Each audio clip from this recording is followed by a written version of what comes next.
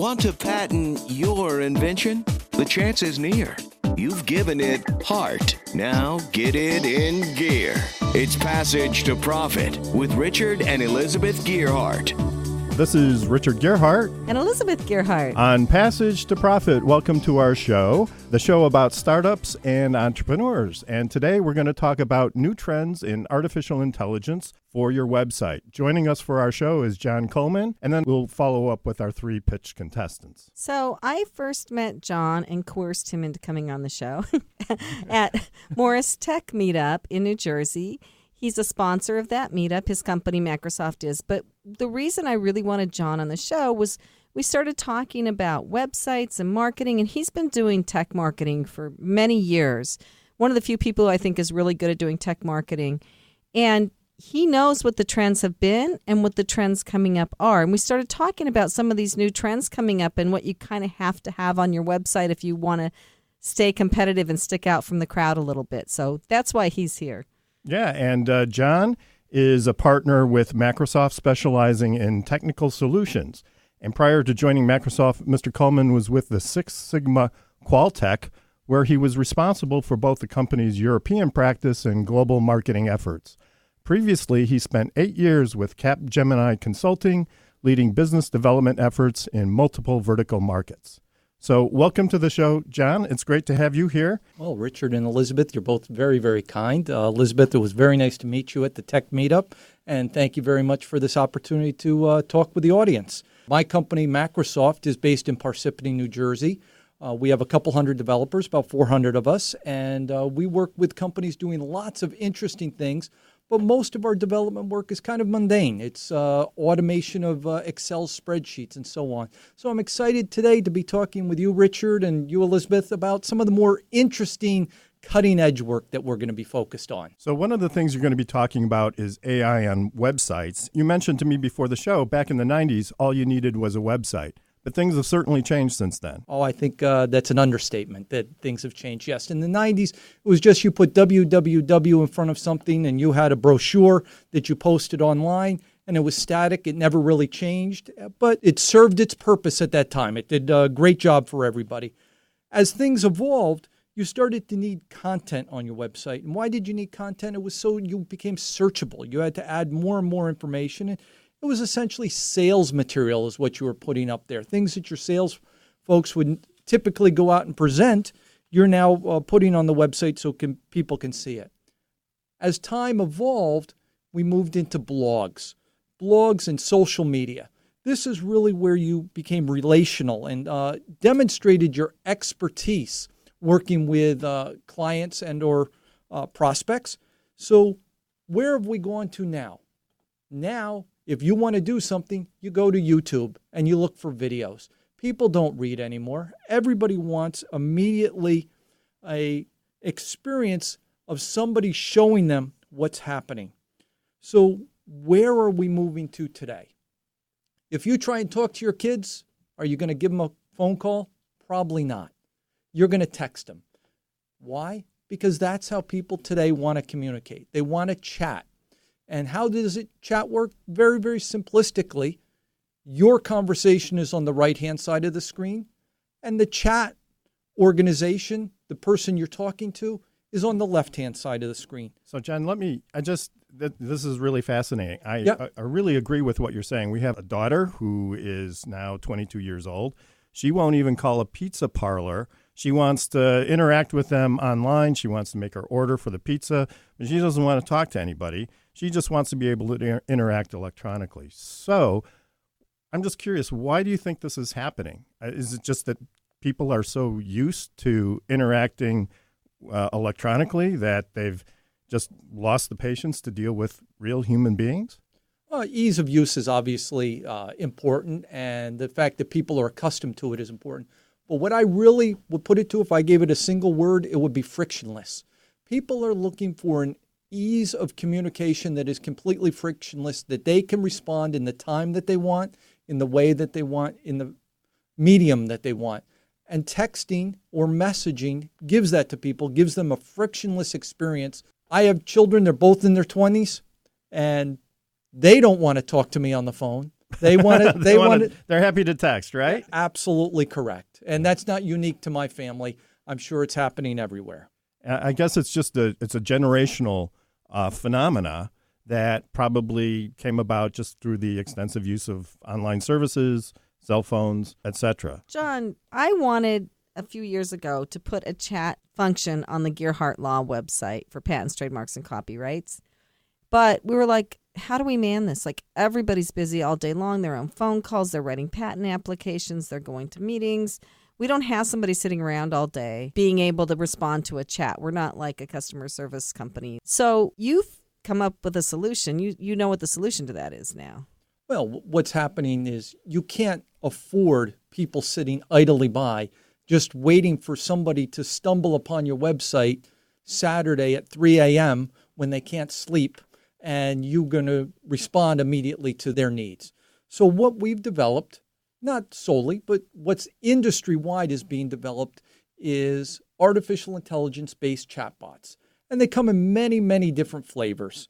But it's not something that's so new and unique. It's happening already right now. Today, 30% of all searches on Google are already happening via voice.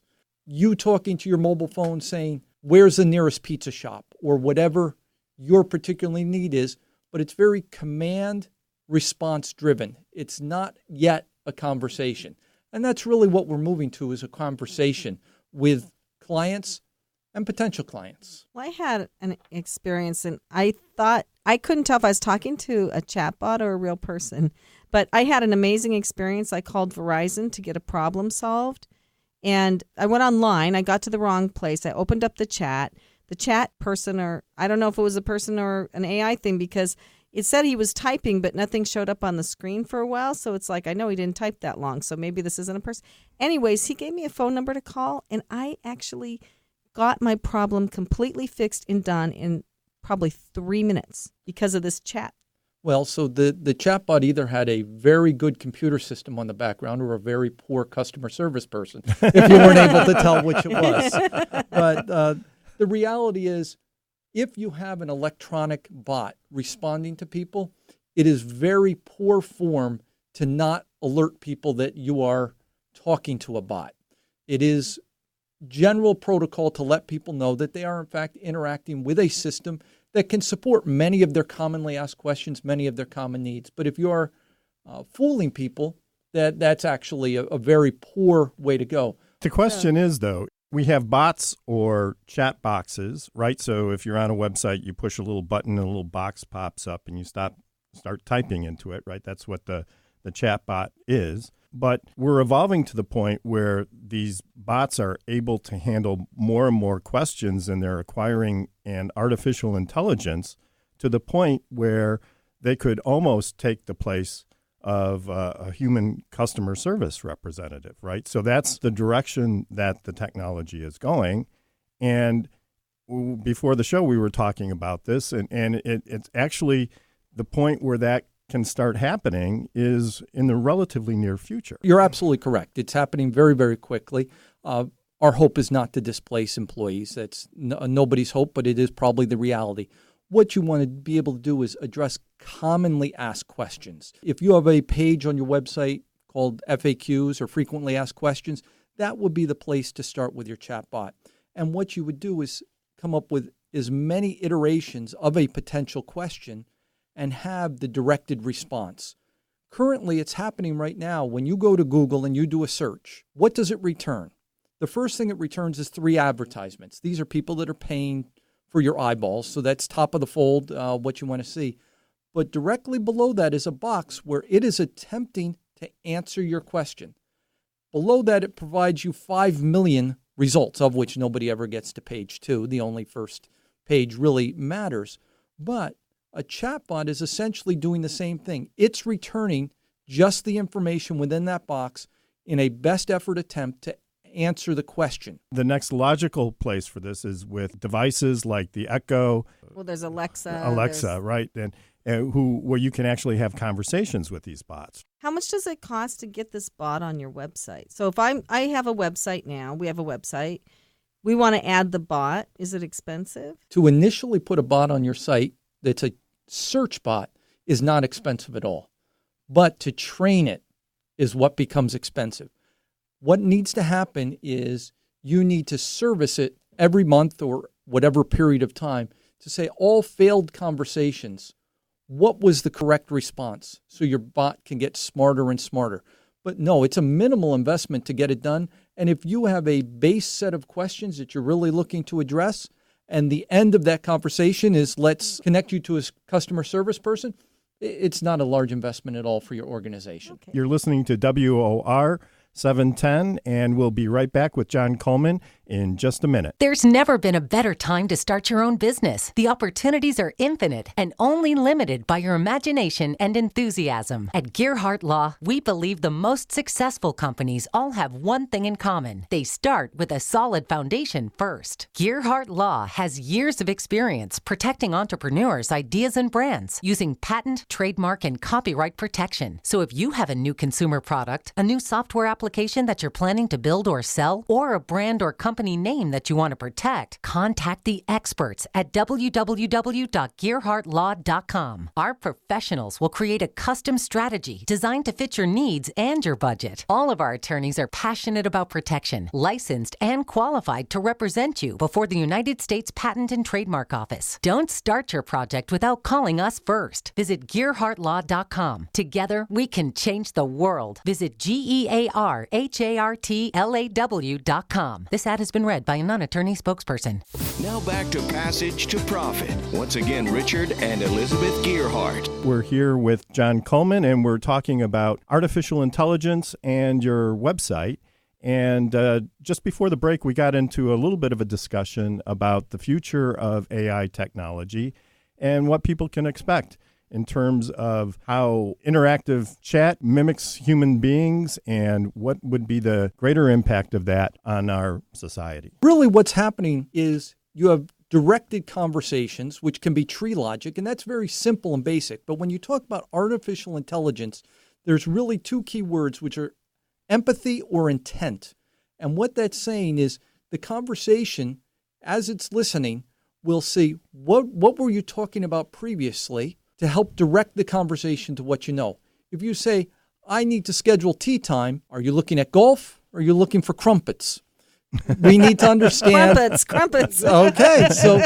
Maybe for you. Right. So it does need to understand the intent of the conversation, what was actually happening. When we're talking about emotional intelligence and environments that mimic human emotions and reactions, I mean, that is coming, but it's maybe a little bit further down the road. Right now, we're focusing on artificial intelligence just for helping people get basic information, basic scheduling, pricing, and those kinds of things. Yes, currently it's used for information dissemination, answering questions, industry servicing, such as connect me to or find me a provider in my area providing a particular service, or completing sales transactions, e-commerce. But in the near future, it's going to be companions to maybe the elderly.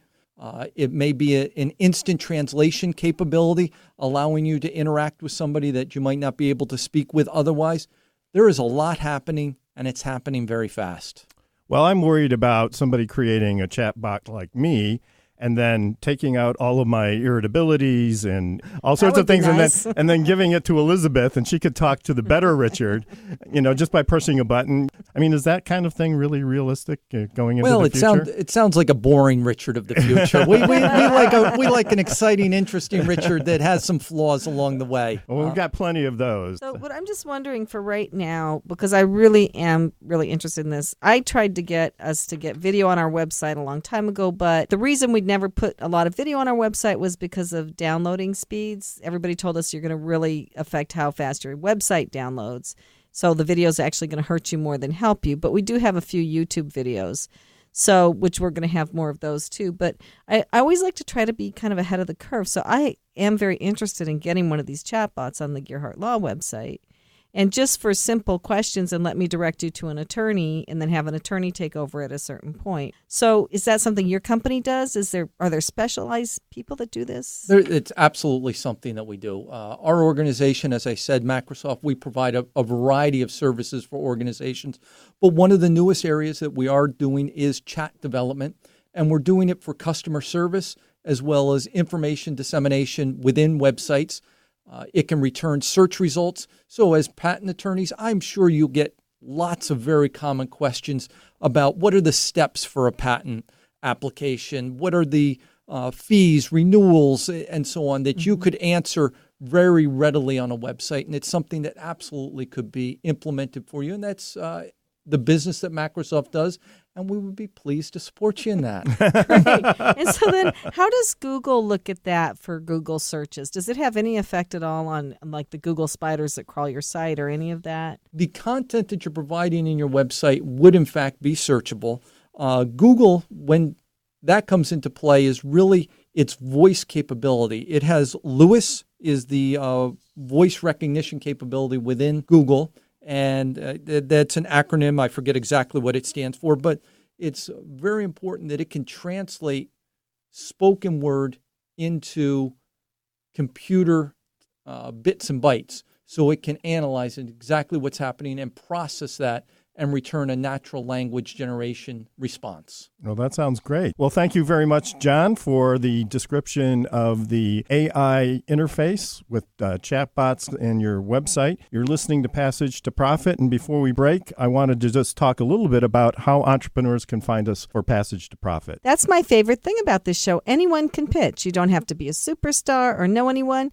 Just have a great idea or business.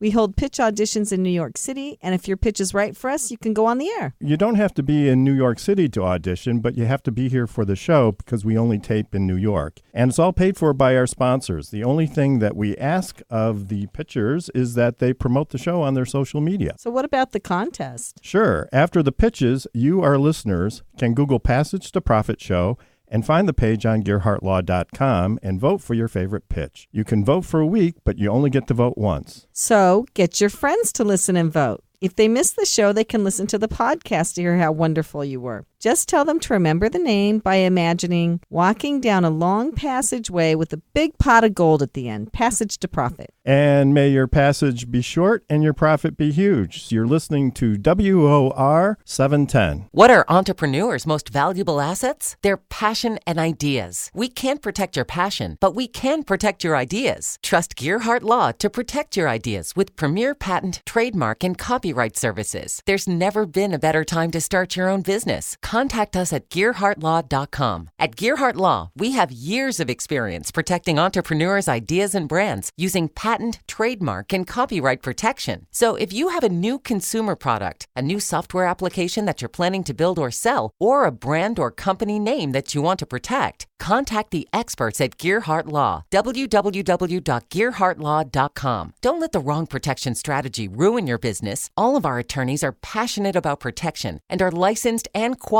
to represent you before the United States Patent and Trademark Office. Don't start your project without calling us first. Contact Gearhart Law on the web at GearhartLaw.com. Together, we can change the world. This ad has been read by a non-attorney spokesperson.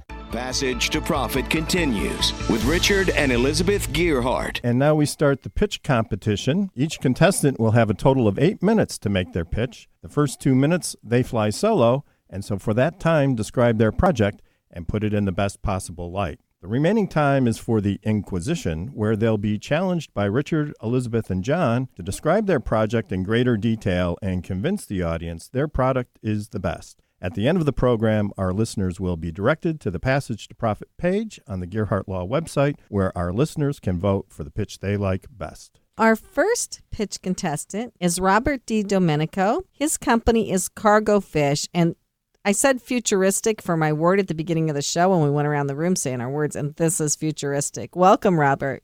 Thank you very much, Elizabeth. Thank you, Richard. John, nice to meet you. Really happy to be here, and thanks everybody who's tuned in and listening. Why don't you tell us a little bit about Cargo Fish? Cargo Fish is the name that I was able to find, the .com still available for what will be the world's next utility.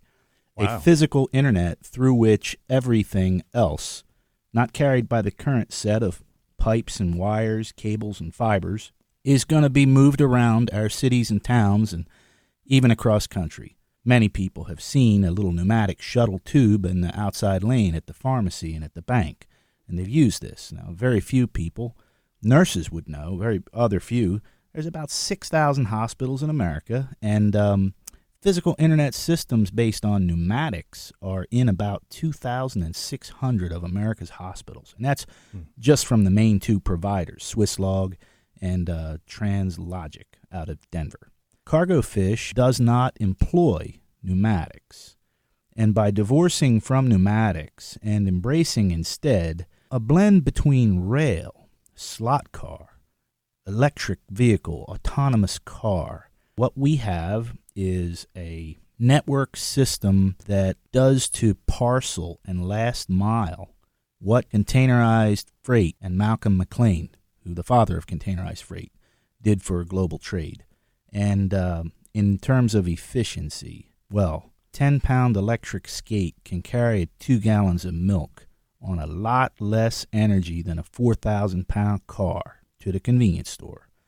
So we believe it's a utility play, and it's a great play. Utilities are named because they're so useful. That's how their name is. And Cargofish, it's the world's next utility, a physical internet. So we're looking forward to changing the world. It's our moonshot. 50th anniversary, right? Apollo, next July. All right. So if I'm sitting at home and I want a pizza delivered, I know I just go online or use a chatbot to get my pizza, right? But I want a gallon of milk from the grocery store a couple miles away. What do I do to use this? You're going to be fortunate when you're in the first parts of the country that get it. Things are generally piloted where the return is the best, the low-hanging fruit. I see this going first in campus environments because that's where the pneumatic systems already are. So I see a multi-unit building in New York City, such as Stuyvesant. They have 800 units in some of those buildings. And I see a vendeteria in the building. The main important thing is that, there are 5 million vending machines in America today.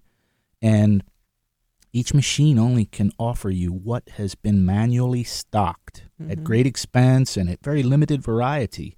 And I see fulfillment, like Amazon centers, reasonably close to a great number of attached vending machines in these vendeterias, and people in these buildings are going to have available 200,000 consumer products on short notice. So just to make sure that I understand, so what you're contemplating is really a network of physical connections between different places, but then there would be little machines that would transport things along these rails or through these pipes, and that rather than getting up and going to the store could put the milk on the skate, and it could go through the tube, and then you could pick it up right at your house. Maybe the tube goes to your house, or maybe it goes to a spot on the corner. But this is what you're envisioning, and you're using the word utility because this is obviously something that would have to be managed on a very large scale, perhaps some level of government, something akin to like what FiOS does or the phone company or something like that. Is that a pretty accurate summary of what you're trying to accomplish here? Yeah, I'd say you're getting it. I'd say you are. I mean, and what's it going to do? The cost of the last mile, those in the industry will tell you. The first dollar will get it from China to a distribution center outside of Philly. Mm-hmm. The next dollar will get it from the distribution center to the loading dock. It takes another dollar to get it from the loading dock into the store. And the consumer spends about $3 in transportation just getting to the store and bringing it home. Or when they order it through Amazon, half of UPS money is spent in that little brown box truck on that last 5 or 10 miles. The first half of it will get it across the country. And so we know this, and we have a specific technology. We've been at this 8 years, over 8,000 hours of development. And this follows on my personal career is 30 years in nuclear power, including 25 in commercial and 6 years in the U.S. Navy as a reactor operator and electronics technician. Before that, I grew up on a farm, and we, overhauled diesels and maintained combines and tractors, and my hobbies were building my own bicycles. Honest, a streamlined recumbent when I was 14. And slot cars that were hand-me-downs and broken, you had to fix them, and I loved trains. So I don't know. Somehow things all came out, and about 8 years ago, this whole thing developed. I love it because I don't think we need to burn a gallon of gas to come home with a bolt from Home Depot. Robert, you're really bringing up an interesting problem that I've never really thought about. When I think about logistics and moving cargo, I think about self-driving trucks and moving things seamlessly across the country once it comes in from the port. But the cost of that last mile, getting it from the store to your residence for final consumption, saying that's 3 times the cost of any of the interim steps is just fascinating to me. How did you ever think about this as the logistical problem that you wanted to solve, as opposed to moving of large freight as opposed to such small freight, single items that you're focused at now? I love that. So I'll tell you what happened was I was doing master's work in information science. I got my bachelor's degree after my nuclear career. I was 40 when I graduated. A book was recommended by a professor. She said everybody should read The Last Mile by Chris Long, former editor of Wired magazine. And I respected that teacher, and I ordered that book immediately. And when I read that book, and it detailed the rise of Netflix and the demise of Blockbuster and Hollywood Video, and really it was about a three-way triad between supply and demand and availability of variety. And you see Netflix opened with 70,000 available titles. No Blockbuster could afford to make available to you more than 3,000. And 2/3 of Netflix profit came from 67,000 titles that their competitor couldn't even peddle because they correctly leveraged the available technology. And then I just had the right background and love of, my hobbies were sailing, which led to windsurfing, which led to hang gliding, which, and you're always calculating things in your head. When I take the car out of gear when I'm coasting to the Lehigh Tunnel on the Northeast Extension, and I calculate, okay, if I'm moving at 63 mile an hour equilibrium and therefore 88 feet per second plus, and that means I got 15 pounds push on this car. And I dig in and I validate what I'm doing, and I love it. It's like a glacier. We don't have the luxury of capital yet, which would be like heat, and a glacier that's melted runs like a rapid, but you can't stop a glacier. We're coming. So you're looking for investment funding then? Well, I know it'll come one day. It's not that I'm looking, but I'm admitting that I do this on my own dime and my own time because I know it's the right thing to do. It's my moonshot. There you go. So, Robert, how do drones factor into this new logistics? We've all heard the stories about Amazon delivering packages through drones. Is that part of your vision or not? Well, drones are fair weather only. They're very low security. They're very high liability. And they're actually very high specific energy and specific cost. And that's how come you never see a fleet of helicopters hauling the spoil from any mining operation anywhere in the world. Land transport is green, and the greenest land transport is rail, and it doesn't have to be large scale. And I admire the subway. I love the New York subway. I studied it extensively.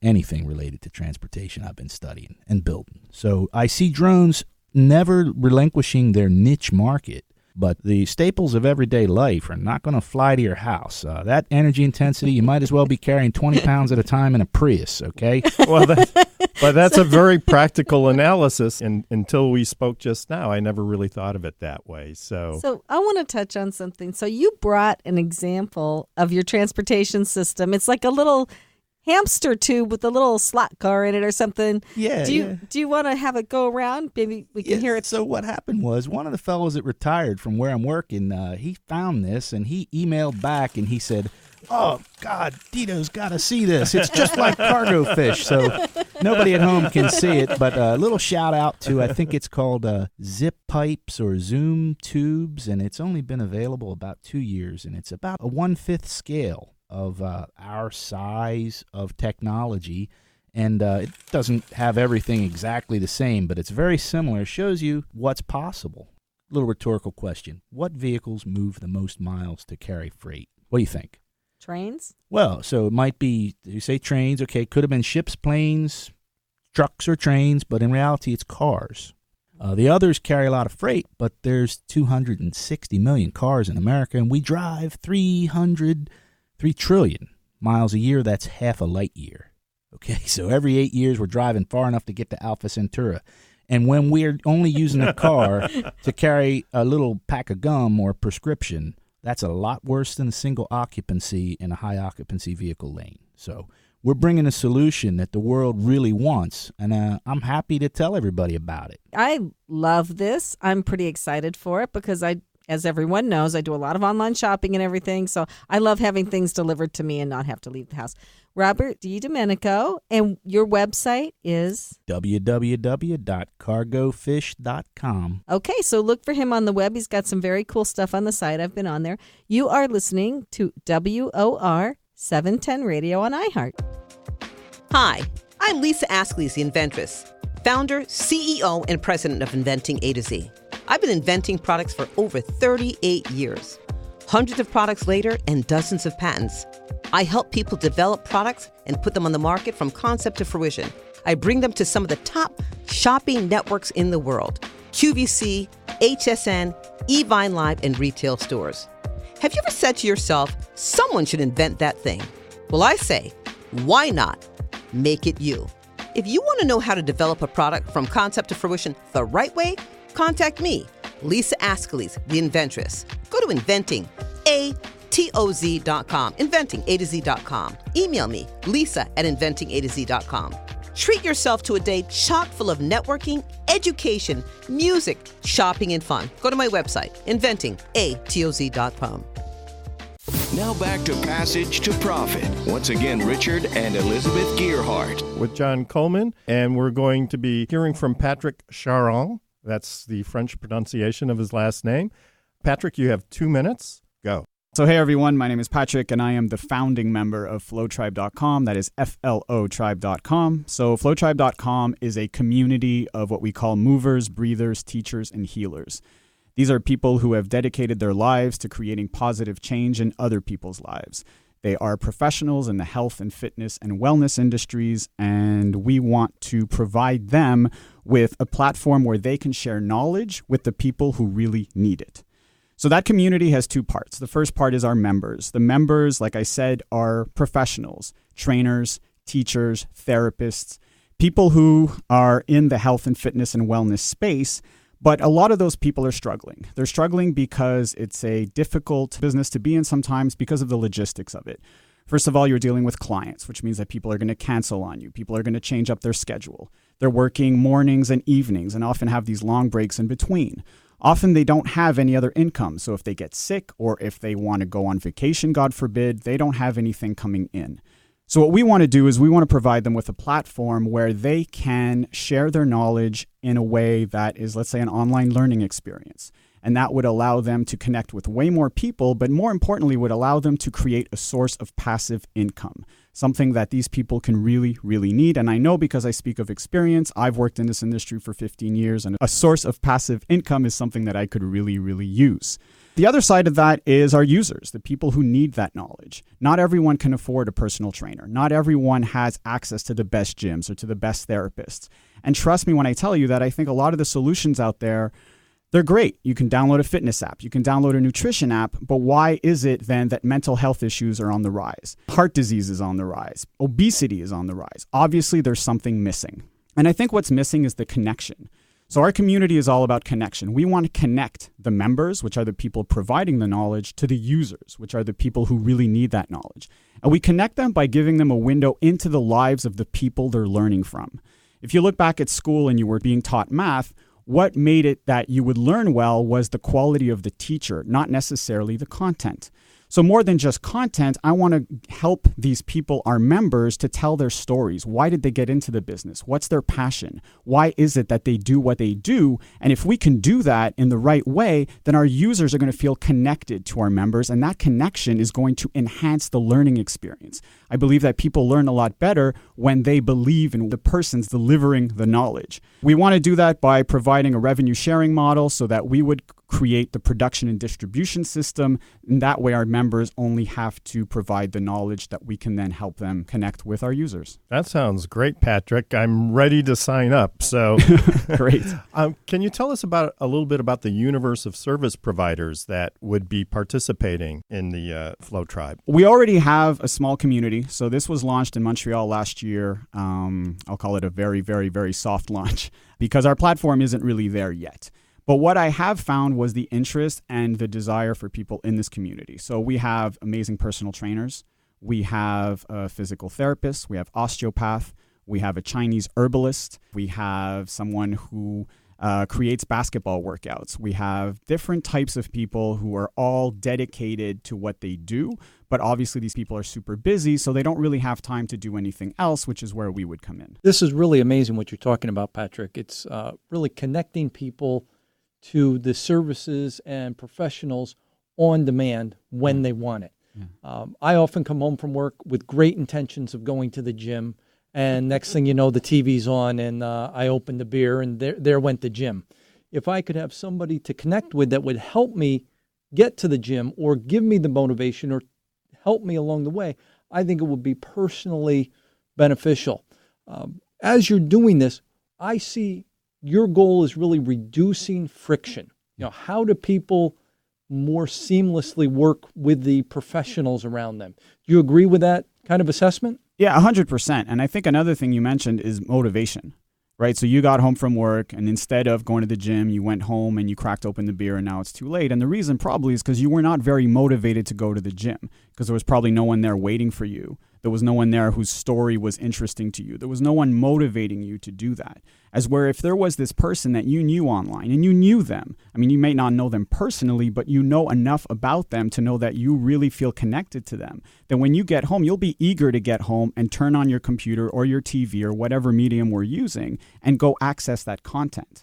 And because you know you're going to have an amazing experience when you do. Or if you're thinking more long-term, maybe it's a course. Maybe it's something that you're doing over an extended period of time, and you get to decide when that information is disseminated to you. But either way, it's about the connection that we're creating between you and the person providing the knowledge that's going to help you in your journey for either physical or mental fitness. Well, when we talked to you during the audition for this, one thing that I thought was very cool was that you said you had classes in all different genres related to the health industry, of course. So when you were talking just now, I was thinking, I might go there to look for yoga, but there's a basketball workout? I've never heard of a basketball workout. Like, I could do that in my driveway. It'd be pretty fun. I'd just take my computer and set it up out there or something and watch it. Or I could even do it in my basement. We have a high enough ceiling. I could put a little basketball hoop there. So people will go there for one thing, but then there's something else there that's very cool that will catch their interest. So that helps the artist too, right? Yeah, 100%. And I think that's where community comes in, right? So in the sense that when I go there, like you said, if I'm looking for, let's say, a yoga experience, and we will have that. We have two amazing yoga teachers on board already. And then you realize, like, okay, this yoga is great, but I'd like to try something with a little more intensity. And you're like, well, I don't have to leave this site. I don't have to go anywhere else because Max is going to provide you with an amazing high-intensity workout. And then you're thinking, great, my yoga's on point, but now I got to eat better. So then we'll be able to connect you with a nutritionist or a course on nutrition that was developed by one of our members.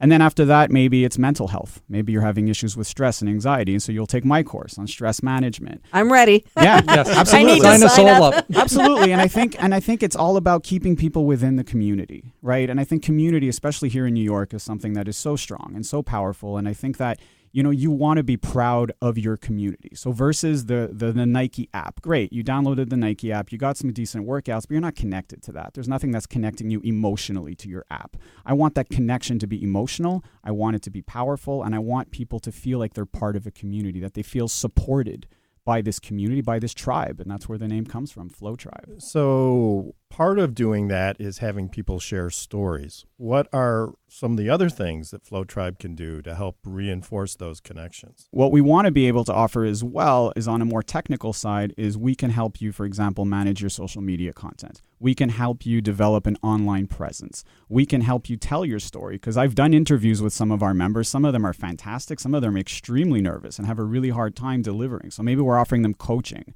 on how to properly speak during an interview, how to prepare for your interview. And I think that if we can provide those types of media services, it's going to not only obviously help us with our own platform, but it's going to help them as well, because that's the secret, right? We want to leverage their memberships. We want to leverage their followers to bring them into our community so that we can all kind of share that way. And from a business perspective, it just makes sense. If I take, one of our members has 5,000 Instagram followers, well, those are 5,000 potential new Flow Tribe members. And it's kind of a win-win for everyone. Flow Tribe sounds like just a fantastic idea. Tell us and our listeners where they can find you. So they can find us at Flow Tribe, which is FLOtribe.com. It's Flow Tribe on Instagram, Flow Tribe on Facebook as well. And most importantly, I just want people to know that what we're really looking for is people to help us build this. We're really at the prototype stage, and I'm just looking for the right technical expertise and the right business management expertise that's going to help us take this to the next level. So if there's anyone out there who thinks that this is a thing that they'd like to be connected to, then absolutely please reach out and let's make this happen. Thank you very much, Patrick Charon. And we'll be back with the final pitch contestant. You're listening to WOR, the voice of New York. There's never been a better time to start your own business. The opportunities are infinite and only limited by your imagination and enthusiasm. At Gearhart Law, we believe the most successful companies all have one thing in common. They start with a solid foundation first. Gearhart Law has years of experience protecting entrepreneurs' ideas and brands using patent, trademark, and copyright protection. So if you have a new consumer product, a new software application that you're planning to build or sell, or a brand or company name that you want to protect, contact the experts at www.gearhartlaw.com. Our professionals will create a custom strategy designed to fit your needs and your budget. All of our attorneys are passionate about protection, licensed and qualified to represent you before the United States Patent and Trademark Office. Don't start your project without calling us first. Visit gearhartlaw.com. Together, we can change the world. Visit GEARHARTLAW.com. This ad has been read by a non-attorney spokesperson. Now more with Richard and Elizabeth. Passage to Profit. Now we've come to the last of our pitches, last but not least, Sanjay Veda, and he has got just another incredible product. Family Stories, his website. It's Family Stories with a dash in between. So take it away, Sanjay. Thank you, Elizabeth, and thank you, Richard. I'm Sanjay Veda. I'm the co-founder of Family Stories. What we do is we make personalized books for kids. What we really believe in is that the more kids learn about the world that they live in, the more they're likely to love it. And when you know more about people who are different from you, you're more likely to celebrate those differences rather than fear them. So how do we bring in this diversity education into our worlds in a fun way? So what we did is we have a website, family-stories.com, where you get to go in, you personalize the characters that you'd like to see in your book. So it's kind of like creating avatars. You get to pick from different skin tones, different hairstyles. If you have glasses, you can put glasses on the characters. And once you do that, we take those characters and we put them in a wonderful personalized book. So the book is about a child who goes on an amazing treasure hunt to 7 different countries, which are Peru, Kenya, Australia, Jordan, China, Italy, and then back to the US. And along the way, the child gets introduced to each local culture by a local kid that he or she meets while looking for clues and items that will help them get back home. So it's 2 things. One, it's a book that takes your child around the world, teaches them about different cultures and different countries. And at the same time, you get to personalize the book. So when a child reads the book, it's a story about them going around the world, having this amazing experience. That is really awesome. And I know kids really do need books where they see themselves. You know, if every kid looks the same in a book, then I remember thinking as a little girl, like, where's me in this book? Because I like to read adventure stories about boys who went and did all this great thing. It's like, well, girls do that too, right? Exactly. But you also said that you write these books for any kind of family. So not everybody has a mom and a dad and they all look the same. And yeah, absolutely, right? There are very few books out there where, especially with regards to children's books, if you go to any bookstore, pick up a children's book, most of the time the characters you see in that are like, a little white boy with a puppy. So what we are trying to bring in is that diversity. And if you are reading a book and you are the hero in that book, that just inspires you to do something great. So it's not just whether it's a boy or a girl, it's also about the families. Not every family is the same. You have families that have same-sex couples, you have single parents, you have interracial families. So what our website does, or what our books do, is you come into our website and you're able to customize your books to reflect what your family looks like. So in this adventure book that we have, if you're a same-sex couple with an adopted child, you just go into our website and you create your characters that reflect that. And then we take those characters, we put that in the book, and when your child reads a book, on the first page of the book, they're going to see two dads or two moms walking into their child's bedroom, giving them a gift, which happens to be a magic llama, by the way, which takes them on an adventure throughout the world. I want one. You want a magic llama? Yes, I want a magic llama. Who does not like magic llamas? As long as it's magic. An ordinary llama we don't want, but we want the magic one. But at the end of this process, what the consumer gets is an actual real storybook. So I just want to make sure our listeners understand that you're not going to the website and getting something you print out or a PDF file. They actually get a very nice, well-illustrated storybook that they can sit and read with their child, right? So it's something that's tangibly delivered, and the website is just the means to put the information in, right? Yes, absolutely. So once you create your characters, you get to preview the entire book online. You can read the entire book online, and when you order, we send you a hardcover physical copy of the book.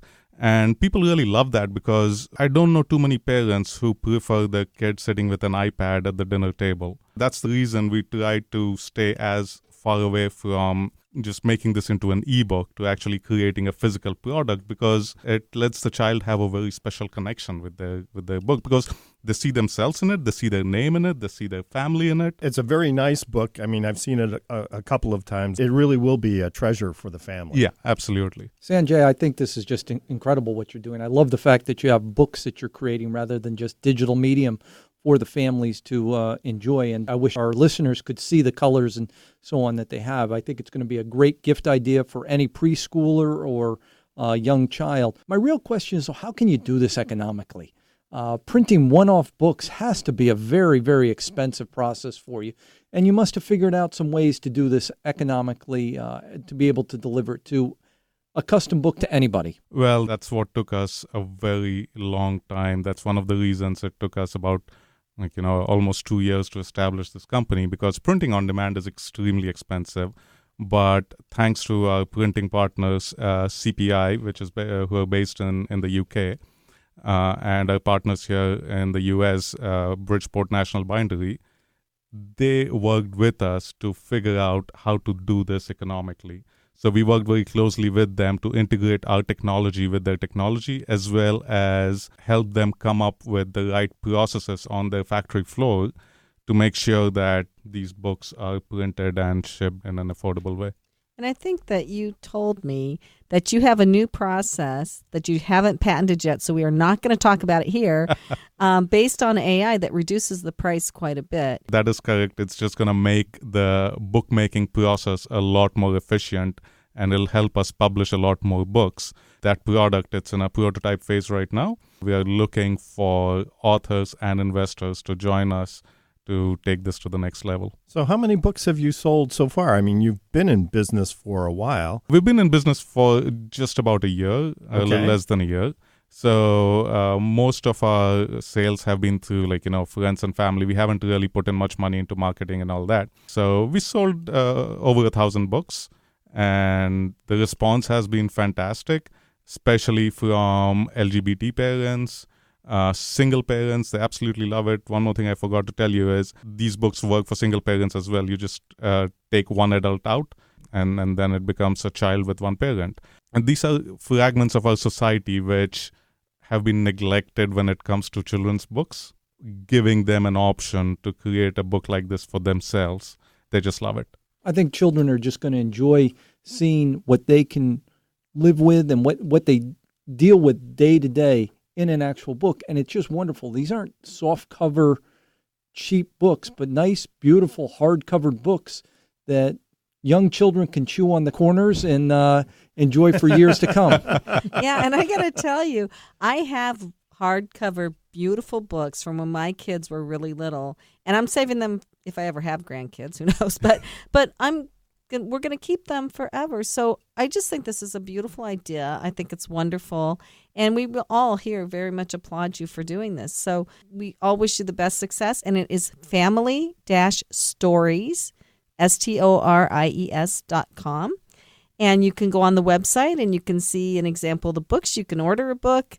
Sanjay Veda. Thank you very much, Sanjay. Thank you. You are listening to WOR 710, Passage to Profit with Richard and Elizabeth Gearhart. What are entrepreneurs' most valuable assets? Their passion and ideas. We can't protect your passion, but we can protect your ideas. Trust Gearhart Law to protect your ideas with premier patent, trademark, and copyright services. There's never been a better time to start your own business. Contact us at GearhartLaw.com. At Gearhart Law, we have years of experience protecting entrepreneurs' ideas and brands using patent, trademark, and copyright protection. So if you have a new consumer product, a new software application that you're planning to build or sell, or a brand or company name that you want to protect, contact the experts at Gearhart Law, www.gearhartlaw.com. Don't let the wrong protection strategy ruin your business. All of our attorneys are passionate about protection and are licensed and qualified to represent you before the United States Patent and Trademark Office. Don't start your project without calling us first. Contact Gearhart Law on the web at GearhartLaw.com. Together, we can change the world. This ad has been read by a non-attorney spokesperson. Passage to Profit continues with Richard and Elizabeth Gearhart. And our very special guest this evening, John Kullmann. We've come to the end of our presentations this evening, and they were all great, weren't they? Yes, I'm glad we had such incredible people on our show. Remember, everyone, now to go to the Passage to Profit page at GearhartLaw.com, spelled GearhartLaw,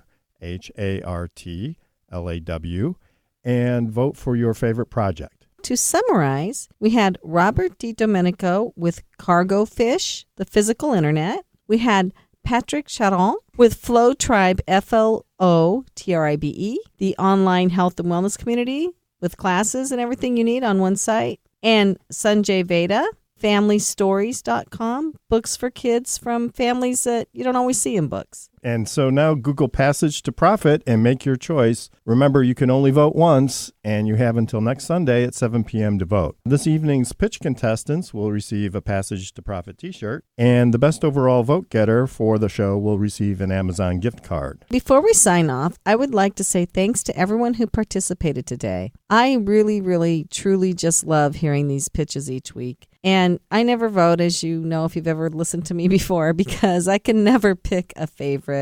And I think these just show human ingenuity at its best and how we're just always pushing forward into the future and always coming up with things that are going to make our lives better. And that's what I love about being in the entrepreneurial space. Yeah, so many great projects that are taking us in new directions, new ways to value diversity. We have new ways to build communities. We have new ways to supply goods and services to people. And we have new ways to communicate. So such a positive environment that we're living in.